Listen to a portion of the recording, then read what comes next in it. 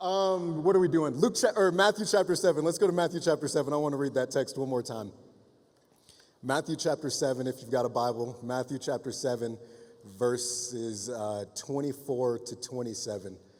If you don't have a Bible, I'm sure it's on the screen behind me. This is Jesus talking. And Jesus, he says, "Everyone then who hears these words of mine and does them will be like a wise man who built his house on the rock. And the rain fell, and the floods came, and the winds blew and beat on that house, but it did not fall because it had not been founded on the rock. And everyone who hears these words of mine and does not do them will be like a foolish man who built his house on the sand. And the rain fell, and the floods came, and the winds blew and beat against that house, and it fell, and great was the fall of it." Father, help us. Speak to us today. Change us. Amen. So here's going to be the topic. Here's going to be the theme. I want y'all to help me preach.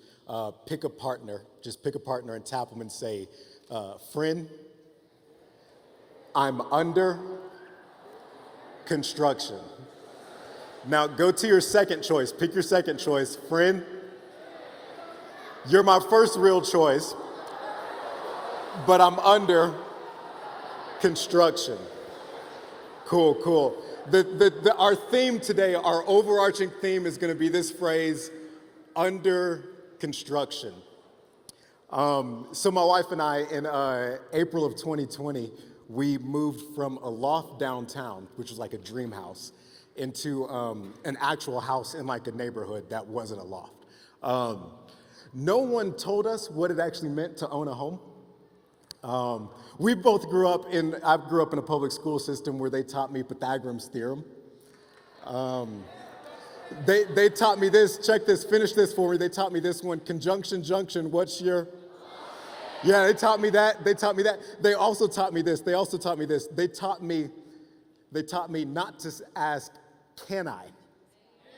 Oh, see, so they taught us a lot of stuff, but they never taught me what it meant to actually own a house. So most of what we know now about owning a house, we learned just by diving in. Exhibit 1, I didn't know that when you go from the 6th floor of a loft down to the ground level of a yard in a neighborhood where there's nature, that there is actually going to be nature. So check this. I'm mowing my lawn for the first time. And I'm out here being a man, got my shirt off, tall, dark, and handsome for my wife. I'm out here just going. And she has a garden in the back of the yard. So I'm mowing, and I get next to the garden, and then I accidentally run over this stick. And I'm like, oh, no biggie, I have my AirPods in, no biggie, it's just a stick. Fam, that stick's eyes opened up. That stick's head kicked back. That stick's mouth open. And I don't know if this actually happened, but this is how I remembered it. That stick looked over at me and said, "I don't know who you are. I don't know what you want, but I will find you and I will kill you."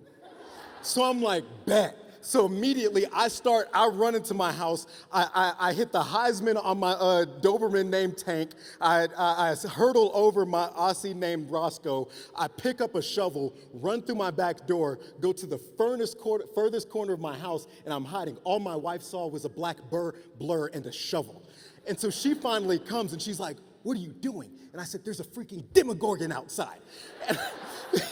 So she's like, "What are you gonna do about it?" And me, being the strong, tall, dark, handsome man I am, I said, "I'm gonna give you emotional support while you go kill that thing."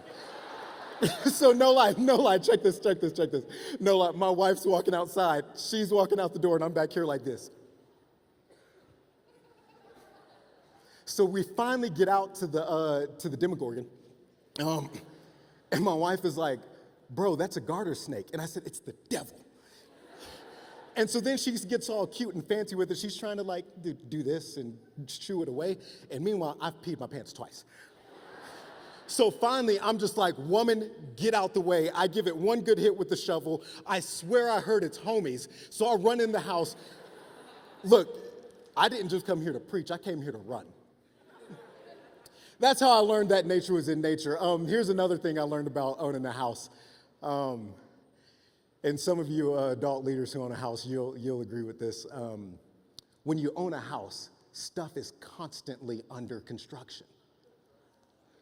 So just in this past few weeks, here are three things my wife and I have had to put together. We've had to put a electric weed eater together. We've had to put an electric lawnmower together, and we've had to put a storage unit together. There's constantly stuff under construction. And maybe some of y'all build stuff the same way I build stuff. I build stuff just by opening the box up. I disregard that wrong instruction manual they give you, and I'm just putting stuff together. And so we're putting together the storage unit. Once again, I wanted my wife to be grateful because she had a tall, dark, handsome husband. So I took my shirt off. I'm in the backyard. I'm sweating and I'm glistening and I'm putting this thing together. And I said, girl, baby girl, come out and look at this thing your husband did. I kid you not, as soon as she opens the door, the whole storage unit crumbles. And so here I am in the middle of the neighborhood like, how does this stupid thing even work? And she said, I think you're supposed to put those things in that thing. And I'm like, ha ha, silly goose, you don't know much. So then I start Googling, how does the thing work? And Google's giving me an answer. Well, my wife's giving me an answer. And then I FaceTime one of my homeboys, and my homeboy's giving me an answer. And then you got the little directions down there saying, give me a try. And I'm like, no, I'm not listening to you either. 2 weeks later, it turns out my wife was right. By the way, any dude in any serious kind of romantic relationship, here it is, 10 out of 10, she's probably right. So I'm just gonna throw that out there. Here was the situation, here's the situation. Check this, go back to the story, here's the situation. I'm trying to build this storage unit, and I had questions that I needed answers to, because the answers to those questions would direct the way that I built. I learned that that's kind of how life is like too. A lot of us right now, whether you know it consciously or subconsciously, we're searching for answers right now because these answers will dictate and direct the way that we end up building our life. Did you know your life is constantly under construction right now? Oh, friends, your life is constantly being built right now. You're building your sense of who you are. You're building your friend groups. You're building your set of interests. Some of you seniors, you've graduated, you're starting to build your future now. We're constantly building our life. And as we're building, there are really big questions that we're asking. Here's just a few me and my friends we ask as we built our life. Is there even such a thing as a God? If there is a God, what's this God like? Who am I? What am I supposed to do? What makes me happy? Whose am I? Where do I belong? What's right? What's wrong? What makes something right? What makes something wrong? Those are just a handful of questions, but the answers that we accept to those questions end up directing the way that we build our lives. For example, some of you have accepted certain answers to your question, who am I? And the answer that you've accepted has dictated the way you dress. It's dictated the people you hang out with. It's dictated the way you project your life into the world. The answers to these questions dictate the way that we build. So as we're under construction, it seems as if it's important to ask, where can I get answers for my questions? I think that's probably the important question of the night. As I'm under construction, as I'm constantly building my life, where can I get answers to my questions? Lucky for us, Jesus, by way of this parable, he ends up initiating this conversation. And I like what Jesus does, because here's what Jesus does in these parables. He says, technically, you can go anywhere. But then he flips the question on us and he says, the question is less about where can you go, and it's more about where do you currently go and where will you go in the future. And he does it by way of metaphor. He says there are two kinds of builders. One kind of builder goes to one place. Another kind of builder goes another place. So when we're asking, where can I go for answers to my questions as I'm under construction, Jesus flips it and he says, what kind of builder are you going to be? Or are you going to be builder A or builder B? I want to run through the two kind of builders that Jesus gives us. Can I run through them really quick? It's not Bob the Builder. So the first builder, Jesus says there's a foolish builder. Shout the word foolish. One more time, foolish. So Jesus says, everyone who hears my words, everyone who hears my answers to their questions, but doesn't do them, doesn't build their life on my answers, is foolish. Foolish, that word foolish, it means lacking sense. It means not thinking things all the way through. It means not thinking about the results of your actions. So check this, my senior year of high school, the spring of my senior year of high school, I started dating this girl, and it was this real sweet summertime love kind of thing. We're going to movies together. We're walking through parks together. It's real sweet. So we go through the whole summer doing our summer loving thing, and then I went to a school to play basketball north of my hometown. And the first day on campus, girls, don't hate me, I'm better than this now. The first day on campus, I saw this other girl. And my first thought was, I want to buy a house with you with puppies. But here's my dilemma. I had a high school sweetheart back at home. So instantly, it took all of a half a second. I said to myself, Jaron, what you do, here's your plan. You halfway break up with your high school sweetheart. Not all the way, but just enough so that you can start talking to this other girl. So then I start doing weird stuff, like she'd text me that night and say, I'd love you, and I'd say, love you, without the I. Y'all know what that means. I know. She'd start saying stuff like, you're my best friend, and I'd say, yeah, you're my best friend. That's it. So it's this weird thing, so I've got her over here, and then I go and start chasing around this new girl, and I finally get to the new girl, and I'm like, hey, baby. Let me get your number. And she said, no. And I was like, no? So immediately I storm away from her. I storm back to my dorm. I pick up my phone and I start texting my high school sweetheart who I halfway broke up with. And I was like, you're the only one for me. Do you love me? Are you riding? You said you never leave from beside me because I want you and I need you. Are you down for me always? And you know what she texted back and said? Who's this?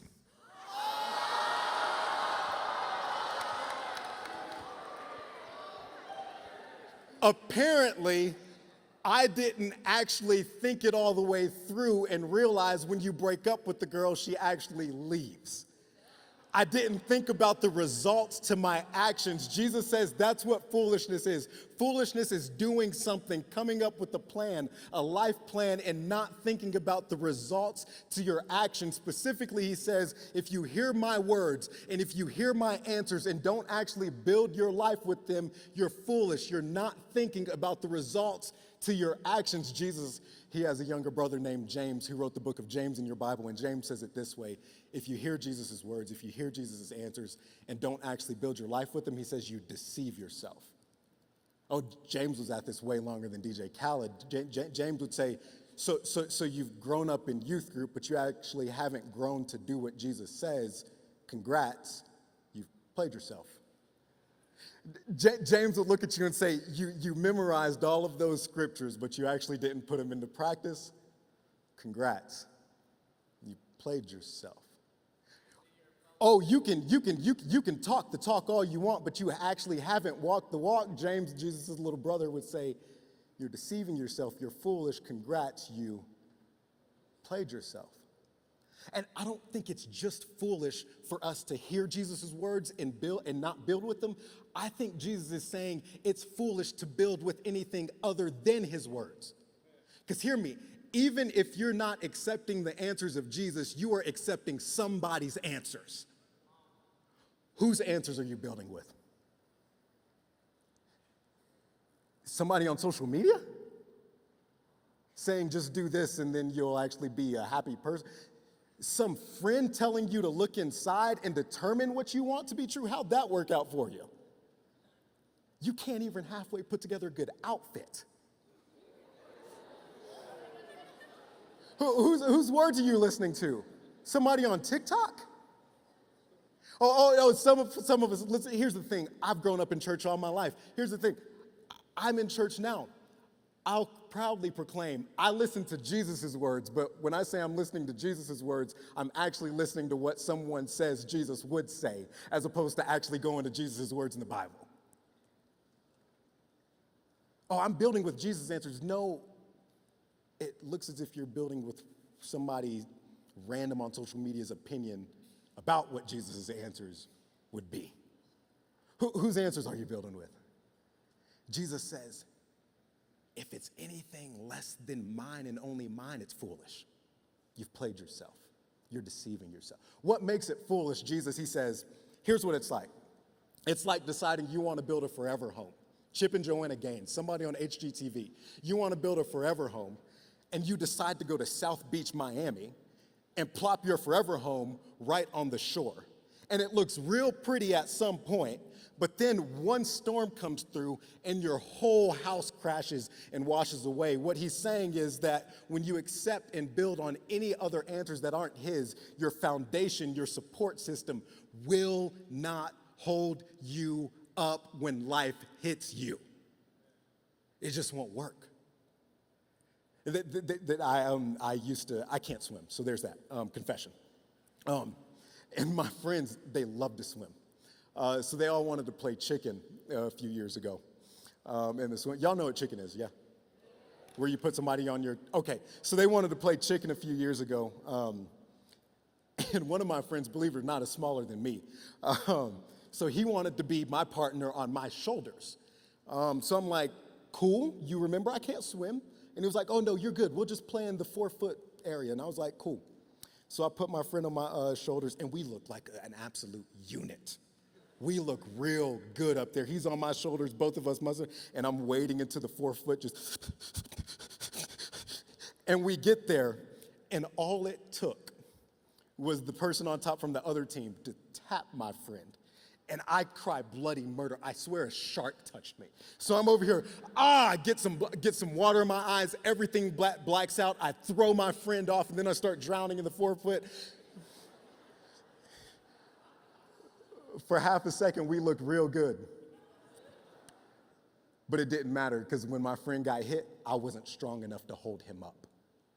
And Jesus says, when you build your life, when you build your life on anything other than his answers, your support system will not be strong enough to hold you up when life, not if life, when life hits. There are two kinds of storms that I think Jesus might be talking about. First, there's the storm of life. Just everyday life just kind of happens.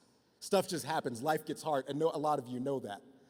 I told you about going to this school and playing basketball. That was at a time in my life when I was accepting basketball's answer to the question of who am I? I did that from about 7th grade to halfway through college. And the answer I got from basketball was, you're a basketball player. So I tried to talk like a basketball player, whatever that meant. Tried to do school like a basketball player, whatever that meant. Was only happy when I was doing good at basketball. My whole life was built on the answers that I had gotten from basketball, my whole sense of self. So I go to this college and I start playing ball. And about halfway through my first year of that college, some stuff happens, and I have to unenroll. I had to go back home to my house to my family immediately. Couldn't play ball anymore. That was the worst time of my life. Had no clue who I was. Had no clue what it meant to be happy. Had no sense of direction at all. Life hit, and the answers that basketball gave me were not strong enough to sustain me. Friends, do you think that the thing, not Jesus, that you're building your life on can actually help you when life hits? You think some answer on how to get clout on Insta is gonna help you with your mental health?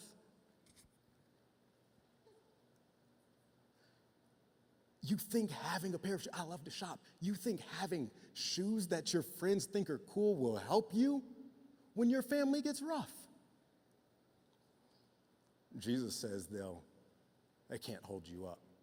And then there's the big storm, the storm at the end of life.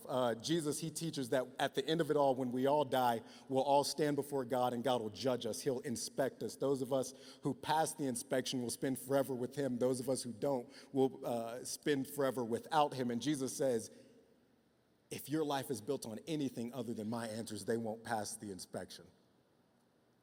Have you built foolishly? I've built foolishly before. For a long time, actually, 29, and I've done it for most of my life. Jesus says you can be a foolish builder. And then the second one, he says you can be a wise builder. Shout the word wise.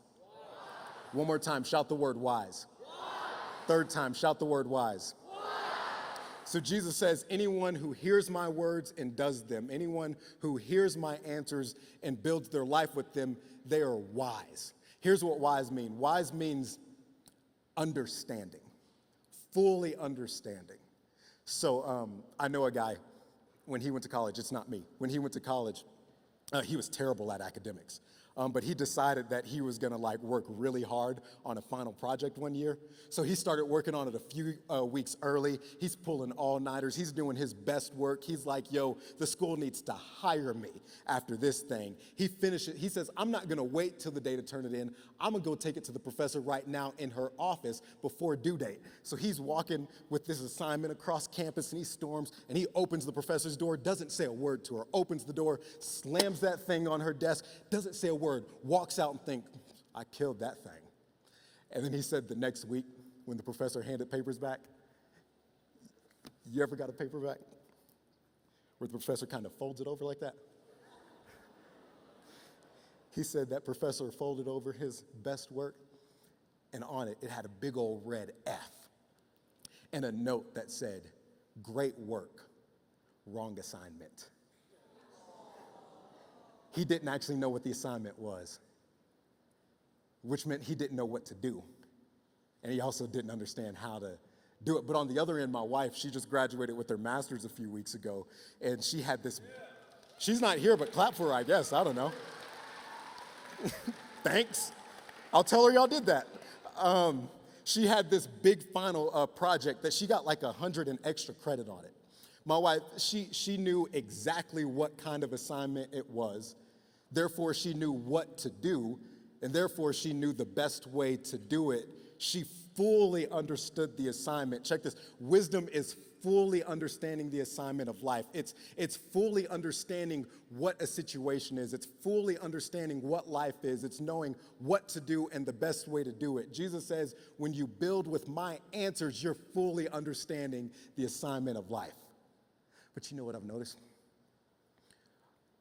One of the main reasons we don't go to Jesus for answers is because we assume he probably doesn't care about it. How many things have you convinced yourself or other people have convinced you that Jesus actually doesn't have an answer because he doesn't care about that thing in your life? This is a theme all through Scripture. God makes it abundantly clear. Jesus makes it abundantly clear. Every detail, everything, I care.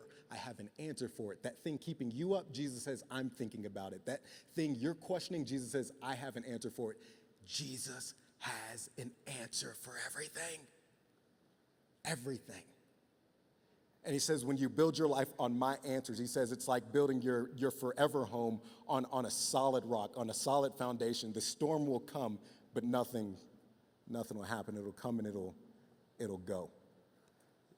Because its foundation, its support system holds it up. Listen to what Jesus said. Jesus says, if you build your life on my answers, I will get you through the storm.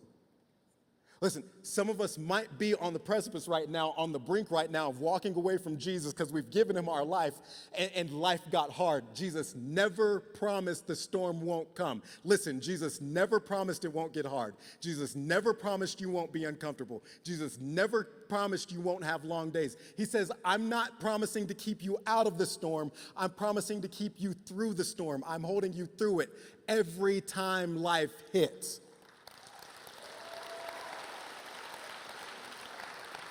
And it gets you through the same two storms. It gets you through the same two storms, the storm of life. He says, when life hits, I'll get you through it. I met a kid a few years ago, sorry. His name was Brandon, I believe.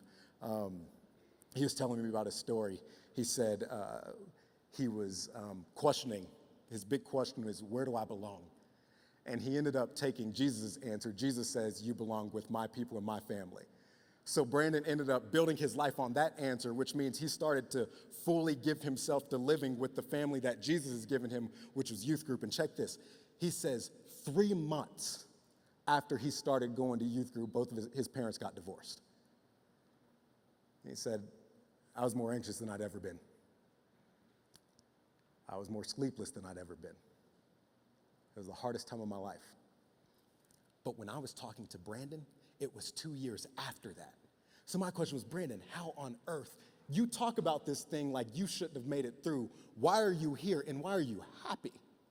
And he said, the youth group I gave myself to ended up supporting me and holding me and keeping me through that whole thing. Brandon, he accepted Jesus' answer. He built his life on Jesus' answer, and that answer is what got him through when the storm came. And then Jesus said, God, he inspects. Jesus says, you'll also pass God's inspection at the end. Listen to me. The one thing God's going to look for at the end when he inspects your life is what you did with Jesus' answers. He says, anyone and everyone who accepted Jesus' answers and built their life on them, it's a free pass through the inspection. Jesus says you'll pass. So Jesus says you've got a foolish builder. Jesus says you've got a wise builder. And here's his question. What kind of builder will you be? You know what I've learned? When I was writing this sermon, when I was thinking about this, I thought that the answer to that question all comes down to who do you trust? You know you trust and accept the answers of you accept and build with the answers of the person you trust. That's why you're accepting the answers of everyone around you on social media, because you actually trust them. That's why you're accepting the answers of some sport you've given yourself to, because you trust it. But if we accept and build off the answers of whoever we trust, we've got to ask ourselves, why do I trust the people that I trust? What have they done to earn my trust that I would build my life on their answers? Why do I actually trust them? Jesus, at least 3 times in his life, he says, you want to know why you can trust me? He says, you can trust me because of what I've done. Jesus says, you can trust what I say because of what I've done. A few years ago, there was a dude that got real famous on YouTube. He got famous on YouTube because he'd like post up in massive mansions. And he'd have all kinds of like Lamborghinis behind him. He'd have like a swimming pool with all kinds of fish that you didn't think actually existed. And he'd post up with his phone and he'd be like, hey y'all, you see all this? You can have this if you do what I do, if you do what I say, just buy my program. And within weeks, the dude becomes a millionaire because all kinds of people are like, I want what he says. A few years ago, you know what came out? None of that stuff in that video was owned by that guy. It was all rented. The man was a fraud. He didn't actually put in the work to back up the words that he was saying. So people started backing out immediately. Why? Because we buy the words of people who are actually the real deal. We buy the words of the people who've put in the work to back up what they say. For instance, some of you want to learn how to shoot a basketball. Well, you're going to go to Steph Curry because he's the real deal. He's put in the work of breaking all kinds of three-point records. Some of you want to learn how to sing, and maybe you'd buy the words of Adele on what it means to sing well because she's put in the work of giving us 17 and 21 and 25 and 30. So, some of you want to learn how to cook. You'd probably buy the words of SpongeBob because he's put in the work of flooding the streets with these Krabby Patties, hasn't he? Some of you want to learn what it is to paint, so you probably buy the words of Bob Ross because he's put in the work of giving us happy little mistakes that turn into masterpiece. We buy the words of the people who've put in the work. Jesus says, you want to know why you can trust my words? Just look at the work that I've put in. Has anyone told you the story of the work that Jesus put in? This Jesus who's giving us these words, this is God who lived before the beginning ever began. This is God who was before space had its own place. He decided, I'm going to be born into the world, stepped into the world through the womb of a woman. A man did not help. He lived a completely human life, and he lived that complete human life perfectly. He willingly gave himself to be hung up and died on a cross on a hill that he made with his own hands. He spent Friday going through the storm of death. He spent Saturday going through the storm of death. He went into Sunday going through the storm of death. But very early on Sunday morning, he rose before the sun rose. And because he got up,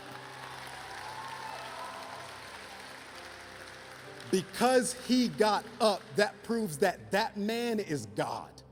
And if he's God, his words are trustworthy. Do you hear him talking to you? You ask, is there a God? Jesus says, yes. What's he like? He's a good father. Who am I? Mine. What makes me happy? Life with me and with my people. Why do I exist? To love me and love other people. Do you hear his words for you? I'm so glad I've put my faith in Jesus. There's not been a day where he's let me down. We've been singing this song all week. This is my life story. Chandler says the rain came and the wind blew, but Jesus, my life was built on you. Rain came of my father being out of the picture. The wind blew of people who were supposed to care for me, hurting me, but Jesus, my life was built on you.